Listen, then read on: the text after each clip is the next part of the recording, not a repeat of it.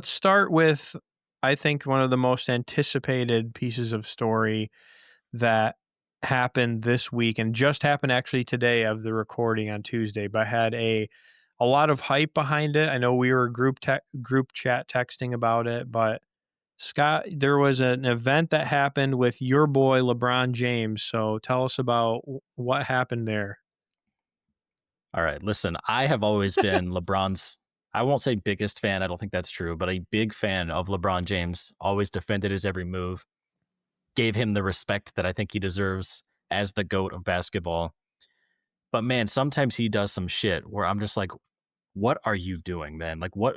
And there's been plenty of those over time, right? Like he clearly wants to be and is celebrity status and is wants to be larger than basketball, which he is. But obviously the decision that he did, when he went to Miami, that was a big thing that happened way back, whatever. I mean, that was over a decade ago, at this Yep. point. And that was a huge ordeal, right? There were people that hated him for it, people that loved it, people thought it was overly dramatic, people that thought it was amazing for the sport of basketball. It was very polarizing. And whatever, man. Like at the time, I still feel like that was kind of corny and almost a little bit of a little ego because, there's all these players in the league that are all also superstars and to have this whole like decision and do this whole dramatics, like whatever. But at least that related to the freaking game of basketball. Yesterday on Monday, he put out a tweet saying something like, like the decision of all decisions is occurring tomorrow with this dramatic video of him walking up to a chair and sitting down for what looks like an interview, Mm. basically looking like the decision part two. And if you guys haven't seen this, I know by the time this airs, it'll be a couple days. So maybe everyone's seen this already. But if you haven't seen this, just know that it's rage inducing. Okay. I'm a big LeBron James guy. I go in, I'm pumped, man. People are buying tickets. They're like, oh, LeBron James is either going to retire tomorrow or he's going to announce that this is his last season. People are buying up all these tickets for the Lakers' last home games. Prices are skyrocketing, like thousands of dollars all of a sudden because everyone thinks they're going to see LeBron James's final game. And then he comes in today. He posts this stupid ass video. He sits down. All the hype is there. Everyone's excited. And it's this corny ass video where all he's doing is talking about how he's taking his talents to Hennessy, not Tennessee. I'm not talking about the Milwaukee Bucks. I'm talking about the literal alcoholic drink Hennessy. Had nothing to do with basketball. It was the corniest shit that I've ever seen. He was like, oh, blah, blah, blah, this, start the party, have the tricks. Like, it's just a stupid ass commercial. It had nothing to do with basketball. All of this hype, all these people spending thousands of dollars. No one gives a shit about Hennessy, LeBron James. You got your brand deal. Who cares? Are you going to play basketball this year? How long are you going to play? What team are you going to play for? What are we doing? And I just have to say, dude, as a guy who has supported him his whole career and then had his back, there's no defending today. I'm upset about it. If you can't tell, I was upset about it. It wasted my enthusiasm, which I am tired, as I mentioned, and I was very enthusiastically, passionately excited about this. Okay? This was corny, man. This was worse. This was more corny than something Drake would do. And that is saying a lot in the year 2025. And so let me just say, LeBron James, king, focus on the game of basketball, get back to the roots. Let's figure out what the hell we're doing this year. Get you another championship and stop doing this stupid shit. All right. Well, I don't even know if I have to say anything, honestly, after that. Um, well, I mean, I definitely thought it was going to be either he was retiring or he's going to some other team for his final year or something like that, right? Like, I think that's probably what most people, if you asked, I think they ran a Twitter poll or something, that's probably what most people would answer. But it was very corny just for the fact too that, like, they used the same exact script. So, like, Mm-hmm. the reporter asked him or he said the same exact words, word for word, that they had years ago, and LeBron used the same exact words leading up to him saying, what he was doing, and then, like, when you heard that it was Hennessy, it was just, like, such a just, like, what? Like, it was just so I don't know, like, it was so random. You're just like, "Why did I just waste my time watching this?" Dude, I saw a post on Twitter before I saw the actual video that was like all of that, and it was just a Hennessy ad. And I was like, dude, if this is talking about LeBron James, I am going to be pissed. And then so I watched the video and I was just like, unbelievable. Yeah. Yeah.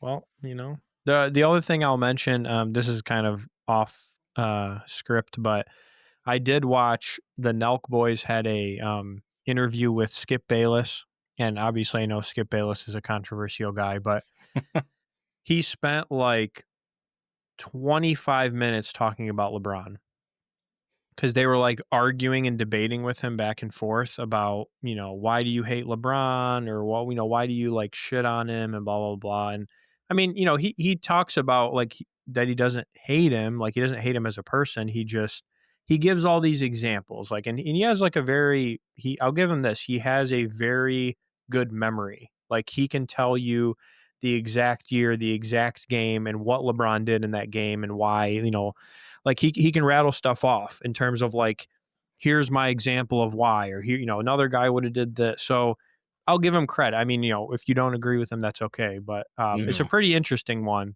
to kind of just hear him talk back and forth with some people about. I've seen some of that.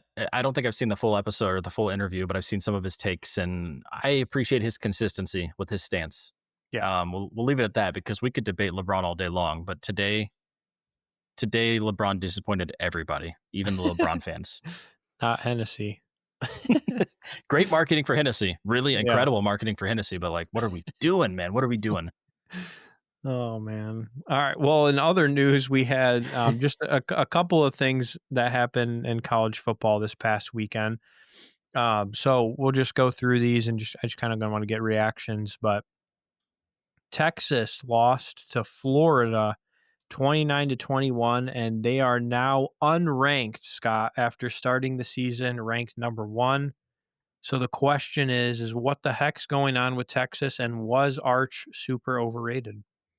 That yes, there's no other answers to that question. And I will tell you, and I said this on the podcast after their first game, his throwing mechanics had me worried. Watching, not even about how the ball is caught or received, just watching the way he throws the football tells me all I need to know, that this is not the superstar we think that he is. His mechanics will not allow him to succeed at a higher level. And they've gotten bullied by some bigger teams, or some better teams, I should say. I wouldn't even say Florida is that great. I mean, Florida is a good team, but they're not amazing this year. But even with that said, I had a thought that they could beat Texas, and that's all you need to know. Texas is overrated, overhyped. And we would never be talking about this team if there wasn't a man named Manning playing quarterback there. Yeah, and it is pretty surprising. I mean, again, like I think if you put the pieces together, the fact that he, didn't beat out Quinn Ewers. I mean, Quinn Ewers was okay. I don't think he was. I think eventually we found out he maybe wasn't as great as what people were thinking initially. I don't think he was a bad quarterback. And I mean, he led them to the playoff and he did what he needed to do. But I Hmm. think there was some signs there, at least. There was some writing on the wall ahead of time of like, what's really going on here? Like, is Quinn Ewers that much better than Arch, or is Arch just young? Is he not ready?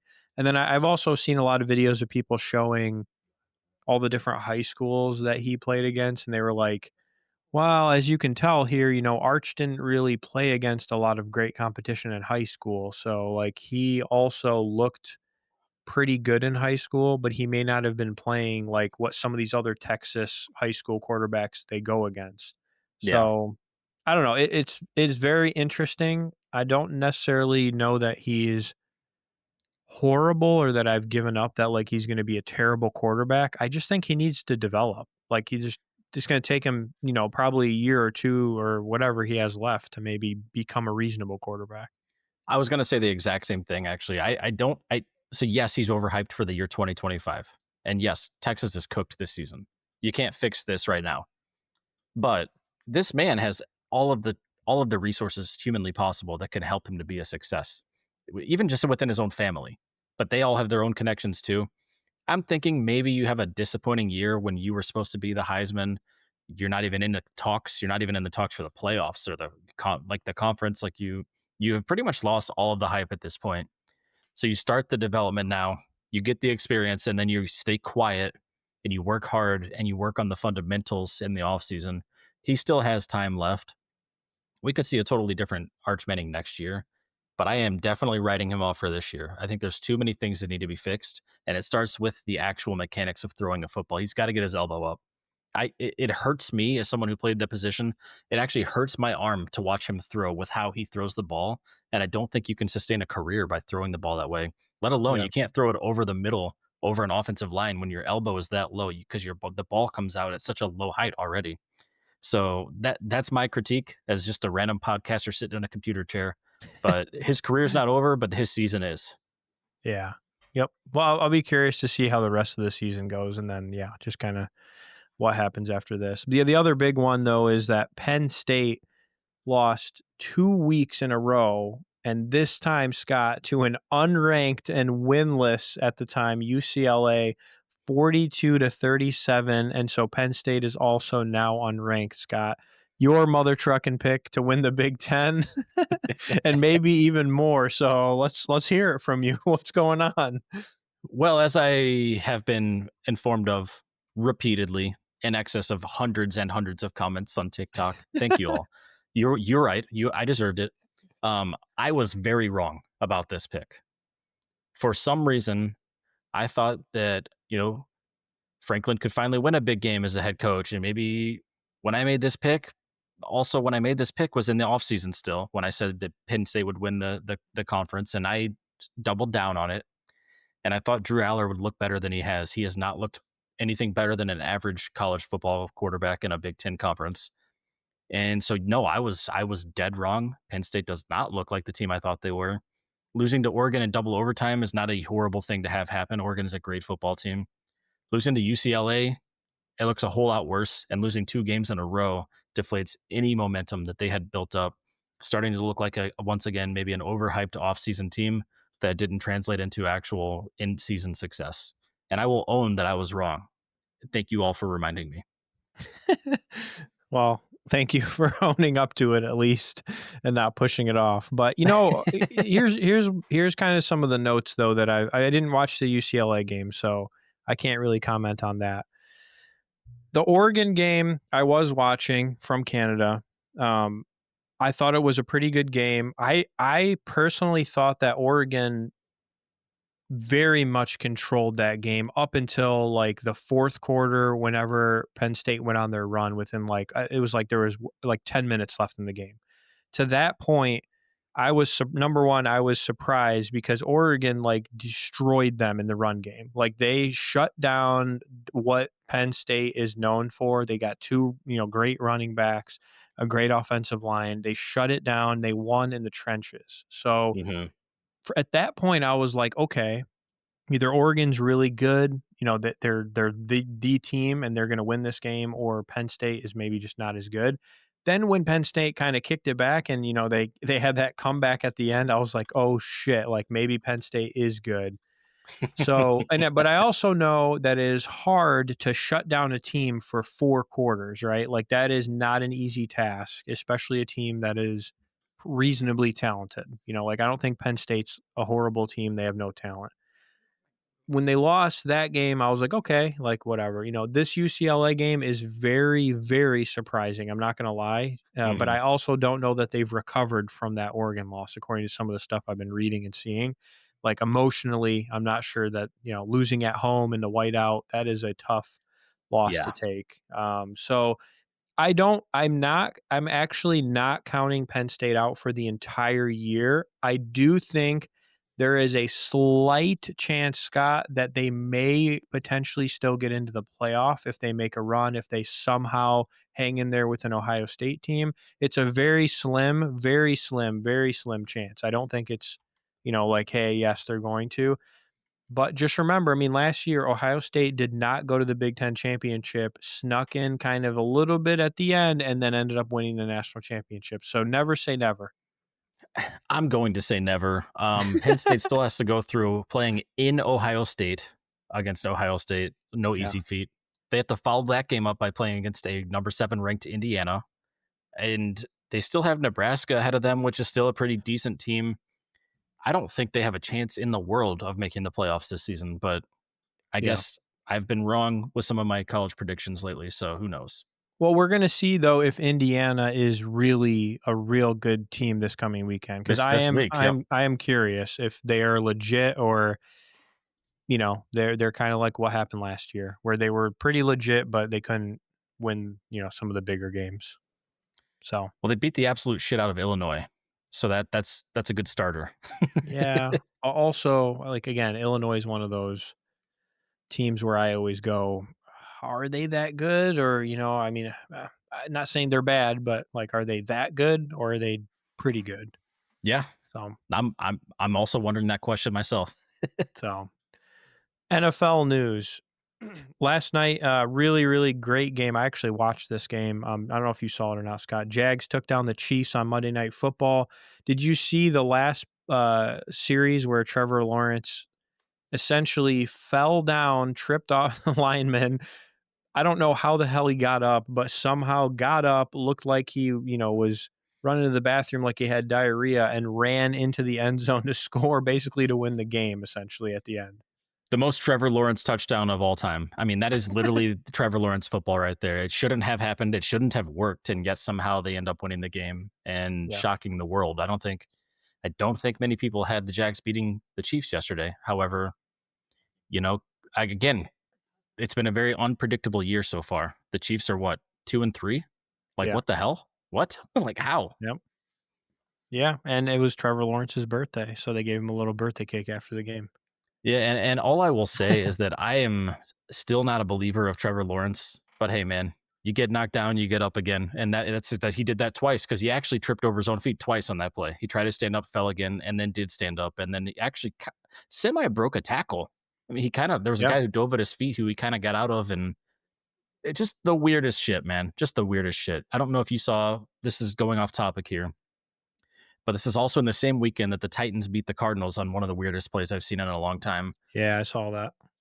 And it goes to show you, man, like any given week, any given Sunday, as the movie is called, and any time a team can beat another team, and we're seeing a lot of that this season. But for those who haven't seen how the Cardinals game ended, the Cardinals were up by a lot.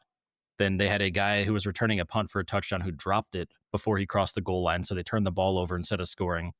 And then later in the game, the Titans threw an interception. The guy who intercepted it fumbled it into the end zone where a Titans player landed on it for a touchdown after they had an interception on that exact same play.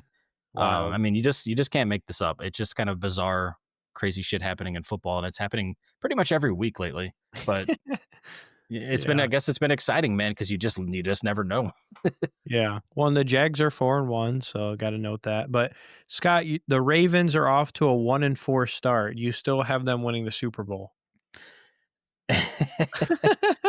Okay, I'm going to start with this because yes, I had a pretty good stance on the Ravens this year, but so did everybody else. Okay, nobody in their actual sane mind would have said the Ravens would be 1-4 to start this season.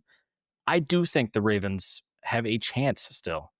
They've got to climb out of a pit. Lamar Jackson hurt didn't help last week. They got smoked by the Texans.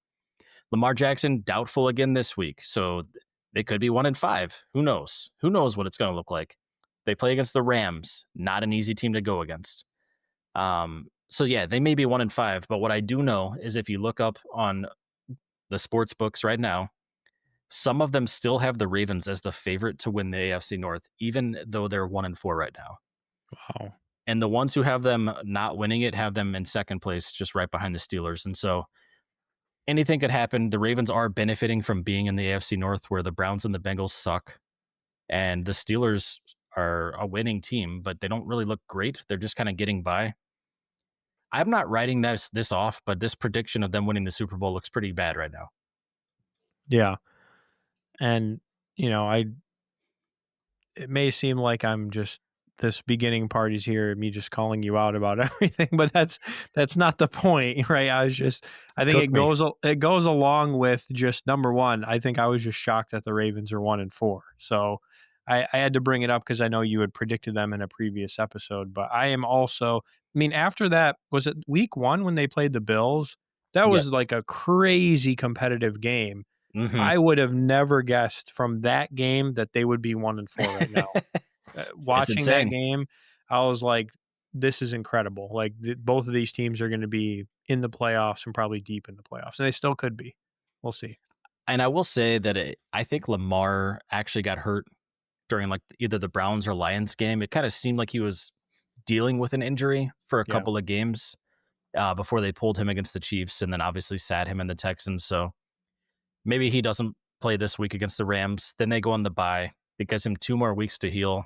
And then they come back and they play the Bears and then the Dolphins back to back. Those are 2 wins in my mind. Yeah. So who knows what happens moving forward here. But certainly they have an uphill battle ahead of them. Yeah, And they're for going to need to sure. beat the Steelers every time they play them this year to have a chance at coming back. Yep, for sure. And then the last one we had for the weekly recap was Bengals acquiring Joe Flacco from the Browns to fill in for an injured Joe Burrow. And number one, a reaction to that. And number two, Scott, Dillion Gabriel starting over Shedeur Sanders, who, wait a second, is now the number 2 quarterback after the Flacco trade on the roster. Are we going to get to see a Shedeur starter this year? Okay, I will start with your first point first. There's a certain word I try not to say on this podcast, and there's only really one of them. And typically you say the words "what the" right before you say that word. This is one of those moments. What are we doing? Like, yes, no, Browning has not played well for the Bengals. The Bengals have a shitty offensive line. They can't get going because they have a bad quarterback playing behind an even worse offensive line. The solution to get the 40-year-old Joe Flacco, who just got benched on another team for the second year in a row, third year, fourth year in a row, I don't know. I mean, this dude literally only comes into play so that rookies can develop under him, and then he gets benched for like the last 3 or 4 years. He's 40 years old. He doesn't move. He can't move. You're going to put Joe Flacco behind that offensive line when he can't move and he can't play football anymore? And you're going to expect a better outcome? This was the best you could do? Absolute insanity. I'm dying. What are we doing? I mean, you are wasting away Jamar Chase, T. Higgins, Chase Brown. You're wasting away this offense by spending too much money on just a few players, having a ridiculously bad offensive line, a bad defense, and you bring in Joe Flacco. What are your thoughts on that, dude? What are your thoughts on that? I'm just dying. I know your reaction. Well, they missed their Joe, so they tried to replace him with another Joe. Oh my. Just a little a little older and a little more Flacco'd. I don't know. You know what? I think Maybe that's what the GM said. We just need another Joe. yeah, I mean, here's the thing though, is like, to your point, do they even have any money to get another quarterback? Like, I don't think they literally have enough money to get a good quarterback. So they're just like, well, we spent all of our money on these 4 players and one of them's hurt. So like, let's just get Joe Flacco. He's on clearance. He just got benched, Bro, just imagine a world where they found a way to make it work, where they got Jameis Winston, and he could just go out there and be Jameis Winston with these elite receivers on a team, and just the magic that would be. It would either be like a touchdown or an interception on every drive, but it would be the most fun football to watch. yeah. Well, Joe Flacco, dude. yeah, I mean, doesn't make much sense, but I think it's literally probably all they can afford. I'm not going to lie. Like, I think they just don't have enough money clearly or something weird. But the only other thing I'll say is, think about too, like from a fantasy football perspective, how many people have picked Chase and Higgins and Chase Brown and Jamar Chase. Like, remember a couple weeks ago or whatever, we were doing that like start, sit, drop, whatever. And I said to drop Chase Brown. I mean, not to say that his value goes down. Maybe his value is actually up because they don't have a quarterback, but His I value don't is not know, up. man. It's not up at all. Yeah, I'm like, is He he did looking score more this like last week, but he's not performing at Jamar Chase levels. And Chase yeah, Brown isn't either, or T. yeah. Higgins. Well, he doesn't have an offensive line. Yeah, I mean, they're just not scoring enough points and moving the So, football. yeah. But To your second point, yes, Shedeur Sanders is now second, which is a lot higher than fourth or fifth, what we saw just a month or two ago. It's kind of crazy how you trade away a couple of people and now all of a sudden he's one injury away from being a starting quarterback. And it is what it is, man. I don't know. I mean, I don't have a lot to say about it. I think that he's acting weird. I don't know what this whole like mime act is when he's in the locker room and why he's giving reporters the silent treatment. I just think the guy needs to stop with the theatrics, focus on the football, and he does have some talent. And when the moment comes, if he's been putting in the work and focusing in the right areas, then you go out and just leave it on the field. But Dillion Yeah. Gabriel, despite the fact they lost on a last second touchdown, Gabriel did what a young rookie should do in their first game, especially coming in midseason.